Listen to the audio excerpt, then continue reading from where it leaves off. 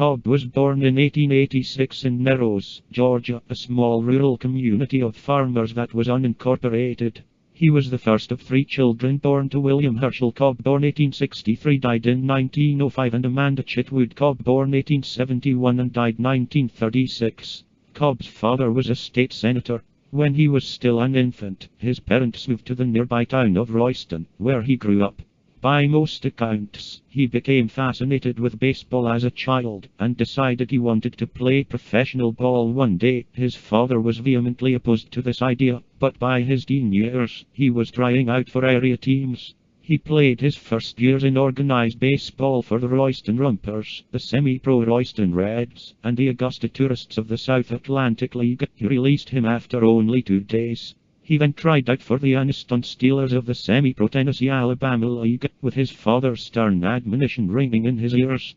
Don't come home a failure. After joining the Steelers for a monthly salary of $50, Cobb promoted himself by sending several postcards written about his talents under different aliases to Grantland Rice, the Atlanta Journal sports editor. Eventually, Rice wrote a small note in the journal that a young fellow named Cobb seems to be showing an unusual lot of talent. After about 3 months, Cobb returned to the Tourists and finished the season hitting .237 in 35 games. In August 1905, the management of the Tourists sold Cobb to the American League's Detroit Tigers for $750. On August 8, 1905, Cobb's mother fatally shot his father with a pistol that his father had purchased for her.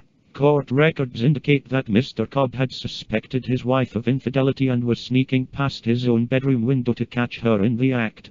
She saw the silhouette of what she presumed to be an intruder and, acting in self-defense, shot and killed her husband. Mrs. Cobb was charged with murder and then released on a $7,000 reconnaissance bond.